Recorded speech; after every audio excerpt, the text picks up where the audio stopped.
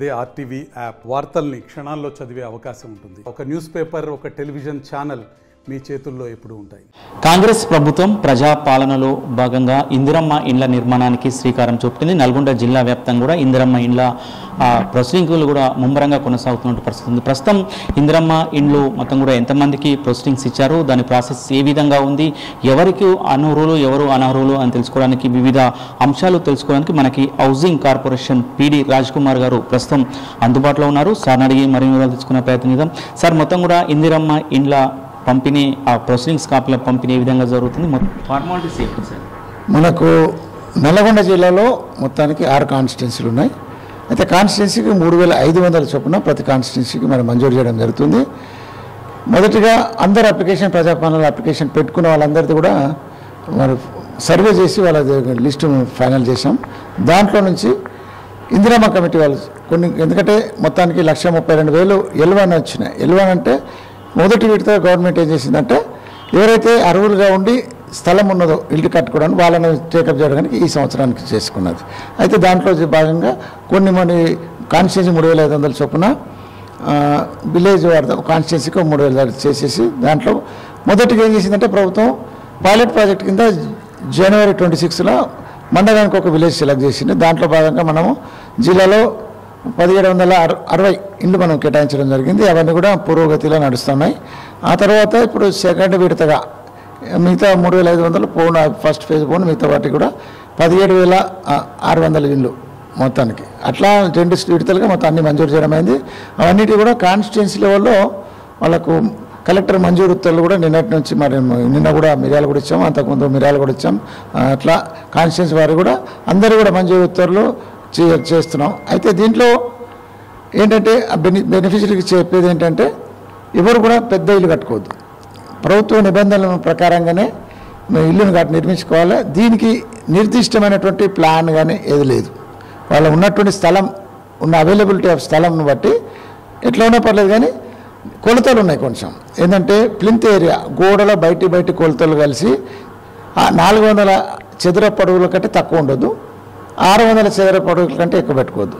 ఇట్లా పెట్టుకుంటే కూడా 600 పెట్టుకున్నా కానీ ఇంకా కొంచెం వాళ్ళు చేతి నుంచి వేసుకోవాల్సిన అవసరం ఉంటుంది. 400 చదరపు అడుగులకే కట్టుకుంటే సరిగ్గా 5 లక్షల లోపల వాళ్ళు పూర్తి చేసే అవకాశం ఉంటుంది. 600 వేసినా కానీ ఇంకా 2-3 లక్షలు వాళ్ళ చేతి నుంచి మరి ఖర్చు చేయాల్సి ఉంటుంది, మళ్ళీ అప్పులపాలు అవుతారు. కాబట్టి ప్రభుత్వం చెప్పింది ఏంటంటే 400 కంటే తక్కువ చేయొద్దు, 600 కంటే ఎక్కువ కట్టుకోకుండా ఉండాలి. దీని ఏంటంటే మంజూరు, కలెక్టర్ గారు ఇచ్చిన మంజూరుని ఎవరైతే ప్రారంభించుకుంటారో ఆ గ్రామ స్థాయిలో ఉంటుంటే గ్రామ పంచాయతీ సెక్రటరీని సంప్రదించినట్లయితే వాళ్ళు అక్కడ వచ్చేసి ముగ్గు పోసిన రోజు ఫస్ట్ ఫోటో క్యాప్చర్ చేస్తారు. అది ముగ్గు పోసింది క్యాప్చర్ చేసుకుంటేనే వాళ్ళ ఇల్లుకు మరి స్టార్ట్ అవుతుంది. అదే ప్లేస్ లోపల కోఆర్డినేట్స్ రికార్డ్ అయి ఉంటాయి. కోఆర్డినేట్స్ రికార్డ్ అయితే నెక్స్ట్ టైం ఆ బేస్మెంట్ కట్టిన అదే ప్లేస్లో మనం ఉండాల్సి ఉంటుంది. బేస్మెంట్ కానీ తర్వాత రూఫ్ లెవెల్ అన్నీ కూడా అదే ప్లేస్లో ఉండాలి. పాత ఇంటిని అటాచ్ చేయడం కానీ ఇద్దరు కలిసి కట్టుకోవడం కానీ లేదు. ఫ్రెష్గా ఓపెన్గా మళ్ళీ తీసేసి బునాది నుంచి చేయాల్సి ఉంటుంది. దీనికి కూడా 5 లక్షల రూపాయలు పూర్తి సబ్సిడీతో మనం గవర్నమెంట్ ఇస్తుంది. దీని పేమెంట్ కూడా వాళ్ళ బెనిఫిషియరీ ఖాతాలోకి మనకు వెళ్తుంది, ఎవరి ద్వారా కాదు. ఫస్ట్ విడత ముగ్గు పోసిన తర్వాత ఏఈ గారు కూడా పోయి దాన్ని ఫోటో తీస్తారు. బేస్మెంట్ కట్టుకోవాలి, సొంత ఖర్చుతో బేస్మెంట్ నిర్మించినట్టయితే ఎన్ని విడతలుగా ఆ బెనిఫిషియరీకి ఎన్ని విడతలు కూడా డబ్బులు జమ అవుతాయి సార్? 4 విడతలుగా మనకి జమ అవుతుంది 5 లక్షల రూపాయలు. అయితే మొదటి విడత ఫస్ట్ పేమెంట్ వచ్చేసి బేస్మెంట్ వరకు నిర్మించుకోవాలి. బేస్మెంట్ తర్వాత 1 లక్ష రూపాయలు వాళ్ళకి వస్తుంది. ఆ తర్వాత గోడలు స్లాబ్ వరకు చేసుకుంటే ఇంకో 1 లక్ష రూపాయలు వస్తుంది. చిన్న విషయం, చాలా వరకు కూడా మీరు అన్నట్టు కూడా కొంతమంది ఇంత ముందుకే బేస్మెంట్ పెట్టుకొని ఉన్నారు, ఆ గోడల వరకు కొంతవరకు నిర్మించి ఉన్నట్టు పరిస్థితి ఉంది. దాంట్లో వరకు కూడా వాళ్ళు కూడా ఇందిరమ్మ ఇళ్లకు కూడా మేము అనుకూలం అవుతామని, అదైతే బేస్మెంట్ కట్టి కానీ ఇల్లు కట్టి సగం కట్టి ఉన్న ఇల్లు కూడా వాళ్ళు పూర్తి చేసుకున్నట్లయితే వాళ్ళకు వర్తిస్తుందా సార్ ఇందిరమ్మ ఇల్లు? వర్తించదు. ఆర్టిఫిషియల్ ఇంటెలిజెన్స్ ద్వారా మనకు ఆల్రెడీ బేస్మెంట్ ఎగ్జిస్ట్ అని మిగతా ఉన్న స్ట్రక్చర్స్ ఎగ్జిస్ట్ అని వచ్చేస్తుంది. కాబట్టి అది పేమెంట్కి తీసుకోవట్లేదు. ఖచ్చితంగా ఆర్టిఫిషియల్ ఇంటెలిజెన్స్ కింద 360 డిగ్రీస్ కింద మనం ఏదైతే ముగ్గు పోసిన కానించి అవుతనే మనకు అదే ముగ్గు పోసిన నుంచి అదే కోఆర్డినేట్స్ లోపల మళ్ళీ తర్వాత ఫర్దర్ పేమెంట్స్ అవి కూడా అదే కోఆర్డినేట్స్ అయితేనే దాన్ని యాక్సెప్ట్ చేస్తుంది. ఆల్రెడీ మనం ముగ్గు పోయకుండా ఓన్లీ డైరెక్ట్ బేస్మెంట్ అయితే ఆ పేమెంట్ యాక్సెప్ట్ చేయదు. మొత్తం కూడా ఇప్పుడు గ్రామాలలో కూడా కొన్ని గ్రామాల్లో కూడా పైలట్ ప్రాజెక్ట్ తీసుకున్న పరిస్థితి కనపడుతుంది. ఇప్పుడు కనగాలు చూసుకుంటే కనగాలు కూడా ముమ్మరంగా కొనసాగుతున్న పరిస్థితి ఉంది. ఎప్పటి వరకు మొదటి దశ పూర్తయ్యే అవకాశం ఉంటుంది సార్? ఆల్మోస్ట్ అందరు కూడా కనగల్లో కూడా గోడలు వేసి రూఫ్ లెవెల్ వరకు వచ్చి ఉన్నాయి. ఇప్పుడు ఆల్రెడీ స్లాబ్లు వేసుకున్నాయి, ఎందుకంటే సెంటరింగ్ కొంచెం ప్రాబ్లం ఉంటుంది కాబట్టి గోడలు లేపి అందరూ రెడీగా ఉన్నారు. ఈ వారం 10 రూపాయలు అంటే సెంటరింగ్ వేసిన తర్వాత దాన్ని మళ్ళీ ఒక 15 days వరకు సెంటరింగ్ తీయరు. అలా రొటేషన్ ద్వారా కాబట్టి 1-2 monthsలో కనగలు అయిపోతాయి, అంటే స్లాబ్లు అయిపోతాయి. మీరు విజిట్కి వెళ్తున్నారు, విజిట్కి వెళ్ళేటప్పుడు ఎవరైతే బెనిఫిషియర్స్ ఉంటారో వాళ్ళు ఏమైనా వాళ్ళ సమస్యలు డౌట్స్ ఇప్పుడు మనం చెప్పినట్టు కొంచెం బయటికి రావడము 2 గజాలు ఎక్కువ కావడము అట్లాంటివి ఏమైనా మీ దృష్టికి తీసుకొస్తున్నారా?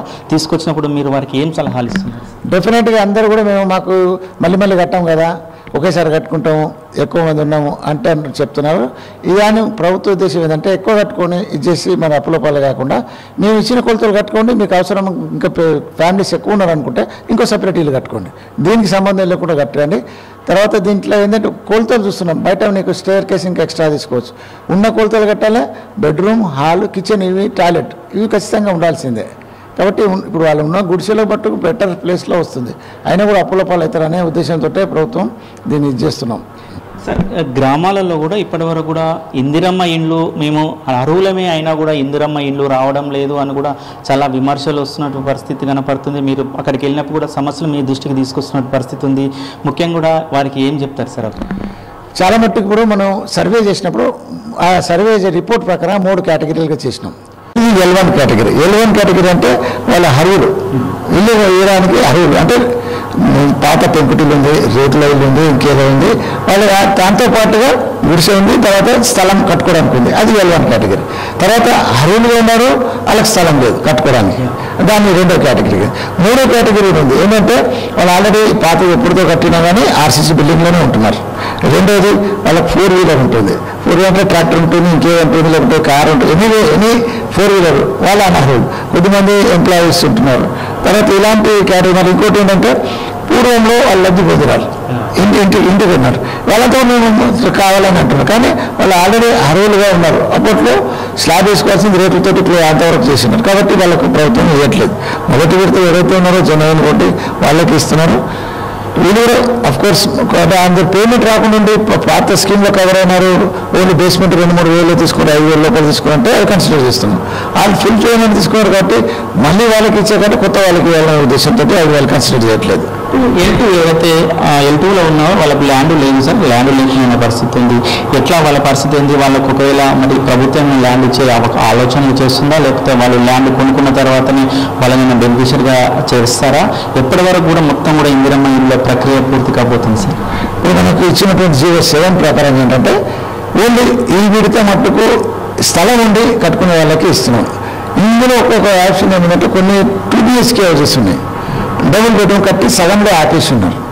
అయితే అది విత్ గవర్నమెంట్ ల్యాండ్లోనే కట్టాము, సగంలో కాంట్రాక్టర్ వదిలేసారు చేయలేమని. అటువంటి స్థలాలు ఎక్కడైతే చేసి ఉన్నాయో వాటిని ఈ L2లో నుంచి, ఎందుకంటే వీళ్ళ స్థలం లేదు కాబట్టి ఉన్న ఇల్లును ఉన్న పొలంగా యాజ్ ఇట్ ఈజ్గా ఇచ్చేస్తాం.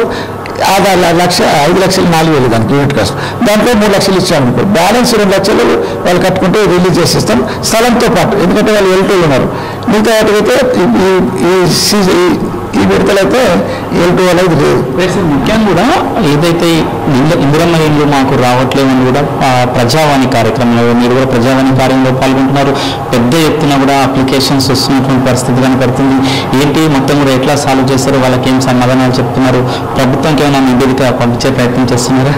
డెఫినెట్గా ఎందుకంటే ప్రతి ఒక్కరు ఇల్లు కట్టాలనే ఆశ ఉంటుంది, అందరికీ ఒకేసారి ఇవ్వడం అనేది కూడా కష్టపడి కాబట్టి ఏంటంటే మొదటి విడత ఇస్తున్నాం, ఒక 4 విడతలు ఇచ్చేస్తే అందరూ సాచురేషన్ అవుతుంది.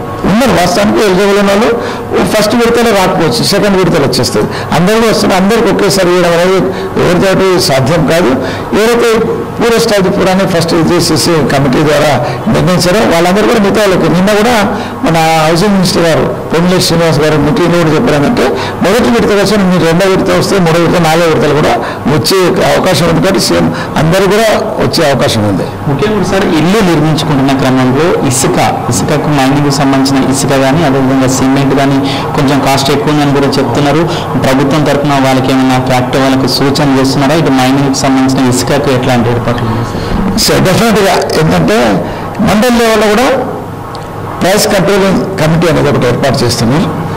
ఏంటంటే దీంట్లో ఎంపీడీఓ, ఎంఆర్ఓ, మిగతా అధికారులు ఉంటారు.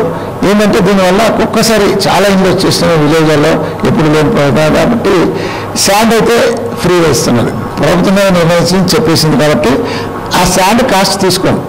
అక్కడి నుంచి ఏదైతే సోర్స్ ఉందో తీయడానికి ట్రాన్స్పోర్ట్ ఛార్జెస్ పెట్టుకోవాలి, లోడింగ్ ఛార్జెస్ కానీ పెట్టుకోవాలి. That is sand. ఎవరు కూడా మరి నిజానికి లేదు. అవసరానికి 10 ట్రాక్టర్ల వరకు అవసరం ఉంటుంది. ఆ 10 ట్రాక్టర్ల మట్టుకు తెచ్చుకోవాలి, దానికి ఇబ్బంది లేదు. అలాగే సిమెంట్, స్టీల్ కూడా మన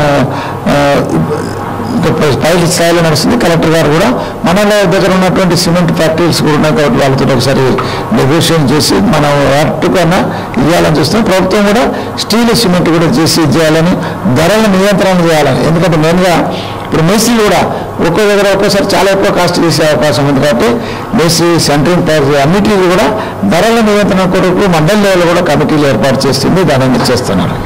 థ్యాంక్ యూ. మొత్తం కూడా పిడి గారు ఒకటే చెప్తున్నారు, ఏదైతే ఇందిరమ్మ ఇండ్లు నిర్మించుకుంటున్న వారికి ఒకటే చెప్తారు, ఎవరు కూడా ఆధైర్యపడవద్దు, ప్రతి ఒక్కరికి అర్హులైన ప్రతి ఒక్కరు కూడా ఇందిరమ్మ ఇండ్లు పంపిణీ చేస్తామని చెప్తున్నారు. మొదటిసారిగా L1లో వచ్చిన వాటికి మొత్తం కూడా 3 విడతలుగా చేశాము. మొదటి విడత అయిపోయిన తర్వాత 2వ విడత వారికి కూడా ఎట్టి పరిస్థితుల్లో ఇండ్లు చేస్తామని కూడా చెప్తున్నారు. ఎవరు కూడా ఆధారపడవద్దు, అపోహలు పడవద్దు అని కూడా చెప్తున్నారు. మొత్తం ఇంటి నిర్మాణానికి కావాల్సిన ఆ సిమెంట్ కానీ ఇసుక కానీ మొత్తం కూడా ప్రభుత్వము తక్కువ ధరలకు ఇచ్చే విధంగా కూడా ఆ చర్యలు తీసుకుంటుందని చెప్తున్న పరిస్థితి. ఇప్పటికే చాలా వరకు కూడా ఇందిరమ్మ ఇండ్లు ఫస్ట్ ఫేజ్ అవుతుందో అది కూడా పూర్తి అయ్యే దిశలోకి వచ్చిన పరిస్థితి.